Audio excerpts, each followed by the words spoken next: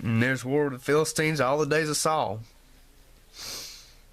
And he saw any man that was strong and mighty, and he took them. Let me check my minutes.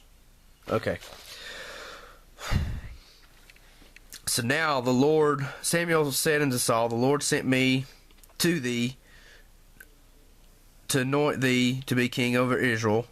Now hearken to the voice of the Lord. And he wanted to go fight against the Amalekites and kill them all. Utterly destroy all that they have. Spare them not. Slay the men, the women, the infant, the suckling, the ox, the sheep, the camel, and the ass. Kill them all. So then they went to war. And he saved the king and kept the best of the herds. Then the word of the Lord came to Samuel, saying, It repenteth me that I have set up Saul to be king, for he turned back from following me, and hath not performed my commandments. And it grieved Samuel, and he cried unto the Lord all night. That's another time. It repented the Lord. He felt like he made a mistake. He wanted to change it.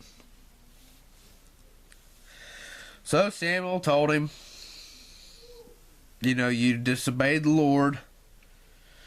God's going to be against you. Then Saul finally, I've sinned, I've transgressed, and all this. And Samuel told him, I'll not return with thee, for thou hast rejected the word of the Lord, and hath the Lord rejected you from being the king. So he disobeyed the Lord. But yeah, he started out, and he had a changed heart. And then now he's disobeyed the Lord. He got caught up in his pride. See, a lot of people, when they first start serving the Lord, they'll have a changed heart. But then you get caught up in your pride and your positions and all that, and you change. People change. I mean, people make mistakes. Whether it be being high and mighty or just turning your back on the Lord from being high and mighty, or just turning your back from just being weak and burnt out. Which I started out with a changed heart, trying to be close to the Lord and all that. And I fail so many times, and I still fall. How do you keep that changed heart?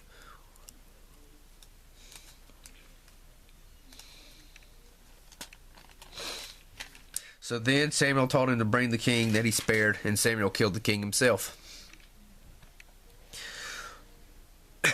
So the Lord told Samuel, How long are you going to mourn for Saul, seeing I've rejected him from reigning over Israel?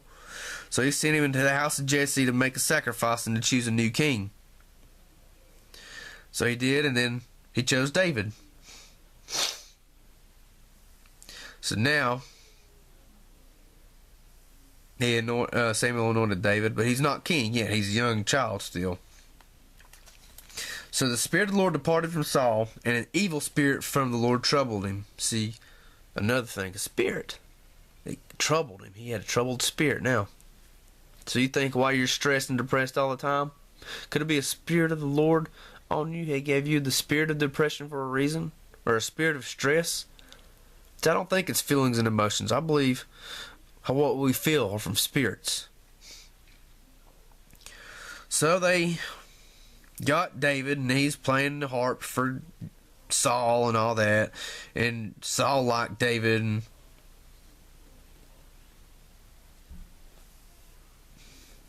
it said he loved him greatly, and he made David his armor bearer. So now David was tending to his father's sheep and all that, and the Philistines gathered together, and they was going to have a war. And they had Goliath, and of course you know the story of David and Goliath. He was cursing them and cursing God and saying, if y'all got a guy that can beat me, we'll serve you, or if we beat y'all, y'all serve us. And then the men were scared. And then David went and took some food to his brothers, and heard what they was saying, and what Goliath was saying. And his elder brother was mad, saying, you just come down here to see the fight and all this. And David's like, what have I done? Is there not a cause? And David told Saul, they took him to Saul, and he said, let no man's heart fail because of him. Thy servant will go and fight the Philistine. And he told him, you're not able to fight with him, you're just a youth. And he's been a man of war since his youth. And he told him, well, I was tending my father's sheep, and I killed a lion and a bear. And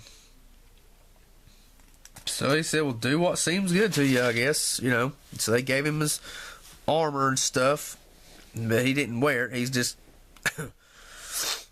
took his staff and got 5 smooth stones out of the brook. The Philistine drew near. David smote him with a stone, and then went into his forehead, and he fell forward. Now you think about that. If you get hit in the head with something right in front, you're going to fall backwards.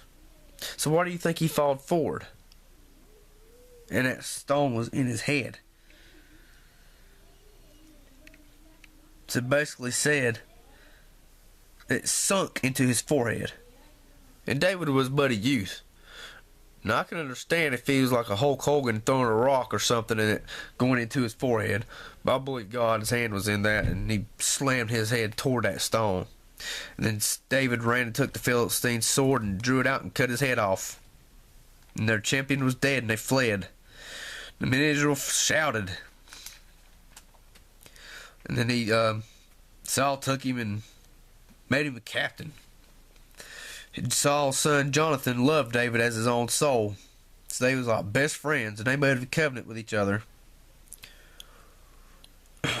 So then the people was all singing, Saul killed 1,000, David killed 10,000, and Saul was wroth, and it displeased him. So now he hated David. He eyed him from that day forward.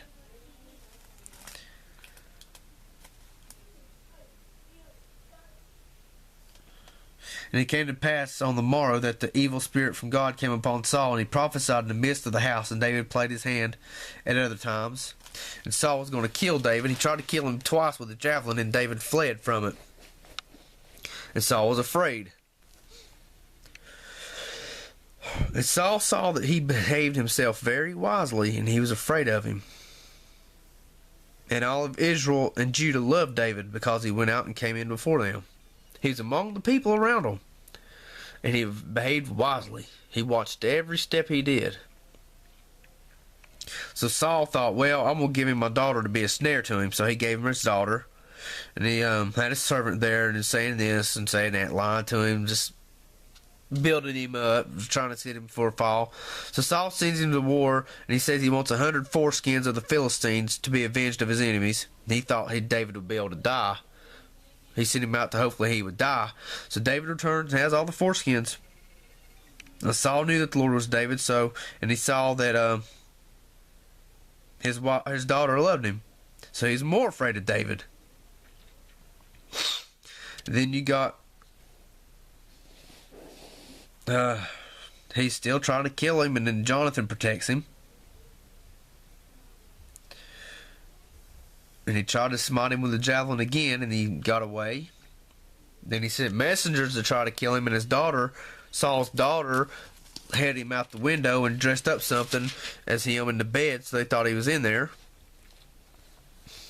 And then he fled and went with Samuel, and then the messengers of Saul went, and they started prophesying because Samuel was there, and the Spirit of God came upon them, and then another set of them prophesied, and then Saul came, he prophesied, and he ended up being naked while he prophesied. I mean, them having the spirit of prophesying, I can't imagine what that would be like. I mean, what that feeling is. And just how amazing it would be. So David was on the run. Him and Jonathan made a covenant with each other. And they was taught, I mean, can you imagine being friends with someone and their father hated you? Being married to someone and their father hated you? So David was hid. Jonathan now knows that Saul's wanting to kill David. And then he went to the priest office, and the priest was afraid of meeting him. Why are you alone, you know? So, he was just going on his way and stuff, and he didn't have a sword, so he's got the sword of Goliath now. And one of Saul's servants, Doeg, an Edomite, was there. He was of Edom, which is Esau. And he saw it, so he basically told Saul that David was at the priest office, and the priest was helping him and talking to him.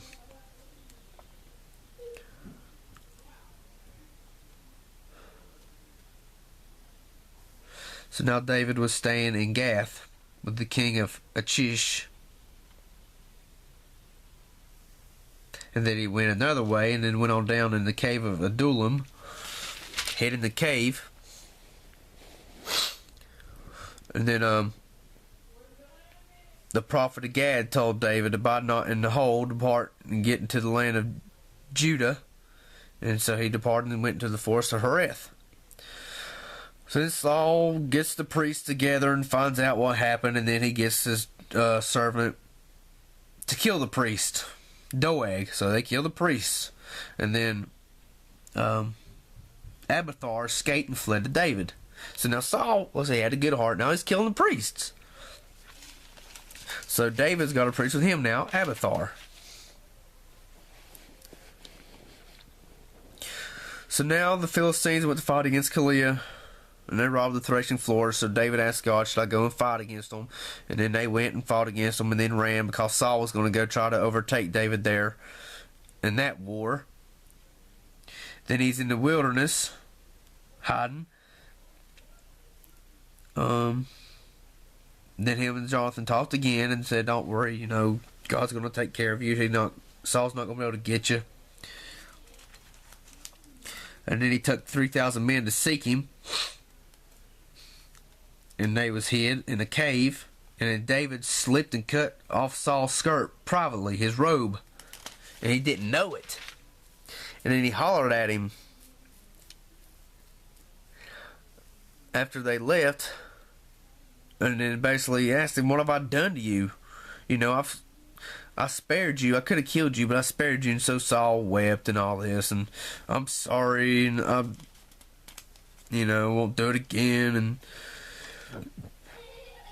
told him, you're more righteous than I am, for you rewarded me good, whereas I've rewarded you evil. So he basically apologized. And that's the thing. People do stuff to you and they apologize. So now Samuel died. The Israelites gathered together, lamented, and buried him. And David arose and went in the wilderness of Paran. And there was a man there, and they was watching his flock for him and stuff. His name was Nabal.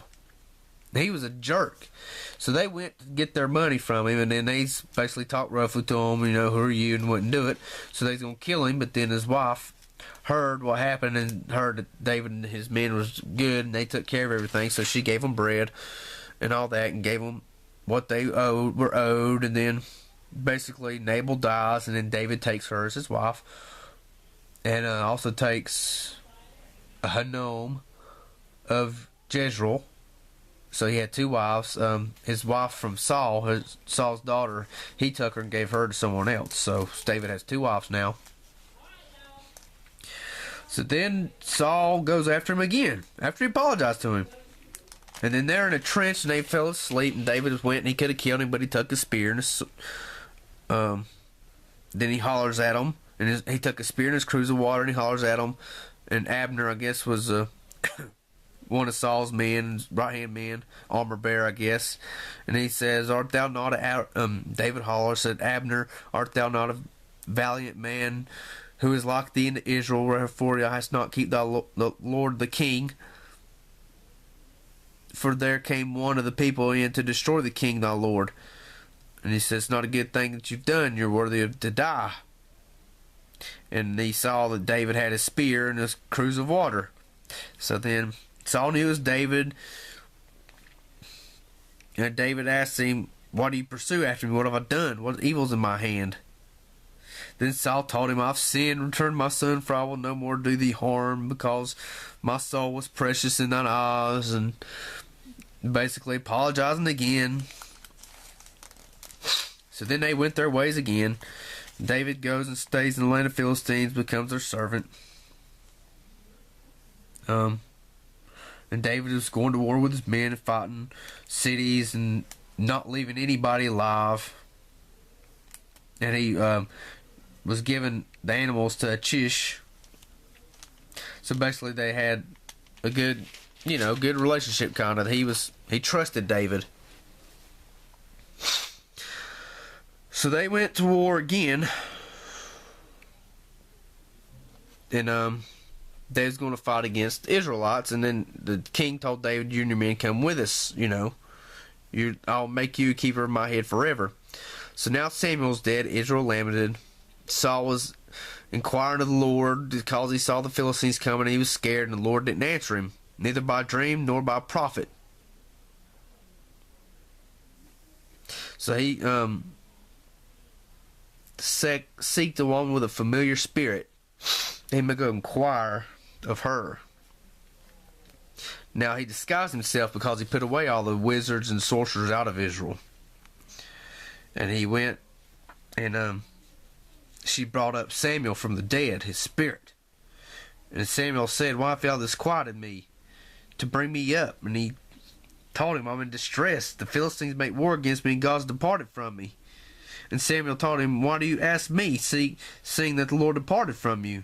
The Lord hath done to him as he spake by me, and the Lord rent his kingdom out from under his hand, and given it to David, because he didn't obey the voice of the Lord, nor execute his fierce wrath upon Amalek." And he told him, "The Lord will deliver Israel into the hands of the Philistines, and tomorrow thou and thy sons will be with me, and the Lord shall deliver the host of Israel into the hands of the Philistines." So Saul fell to the earth because he was afraid and he was faint. He didn't eat, so they made him eat. Now you think about that. They're spirits. That woman brought Samuel from the dead, and his spirit talked to Saul. You think people can do that today? That's just eye-opening. So David is going to go to war with them, but the princes of the Philistine didn't want him to because he's afraid he's going to turn his back on them and fight with Israel, so they didn't go. So then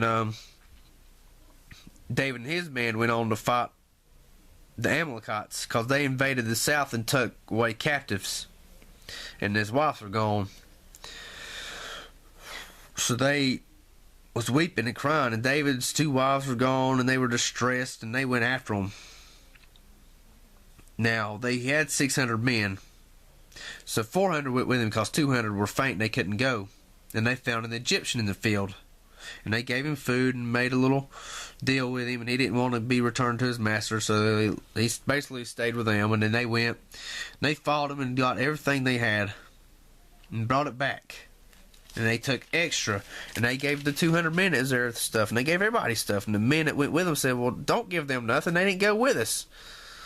And he told them, "You should not do so. The Lord hath given us, who hath preserved us, and delivered the company that came up against us." You know, share. Everyone should have things. So now the Philistines fought against Israel. The Philistines followed hard upon Saul and his sons, and the Philistines slew his sons, Jonathan, Abinadab, and Malchishua, Saul's sons. And the battle was sore against Saul, and the archers hit him, and he was sore wounded of the archers. He didn't want to be killed by them, so he grabbed the sword, and he told his armor bearer to kill him, and he wouldn't do it. So Saul took the sword and fell upon it and died. And his armor bearer saw that he was dead, so he fell upon his sword and died. And the men of Israel saw it, and they fled away. And the Philistines came and dwelt in their towns. And the Philistines came to strip the slain, and they found Saul and his 3 sons fallen, and they cut off his head and stripped his armor and sent it into the land of the Philistines to publish it in the house of their idols and among the people. They hung their bodies on the wall. And when the inhabitants of Jabesh Gilead heard that the Philistines done to Saul, they snuck in that night and got his bodies and took them and burned them and buried them under a tree in Jabesh and fasted 7 days. That is 1 Samuel. Now let me check my minutes. Okay. So that's 1 Samuel. So it's a tragic end for Saul. How he started out as a good kid. Then he met the Lord, had a changed heart. The Spirit of God was on him. He prophesied. The Lord came to him in dreams. Samuel, he was, the prophet, the judge. Then he made Saul king. Samuel died. Then the Lord no longer hearkened to Saul. He started getting prideful. He didn't have patience. He wanted to get it done and do it.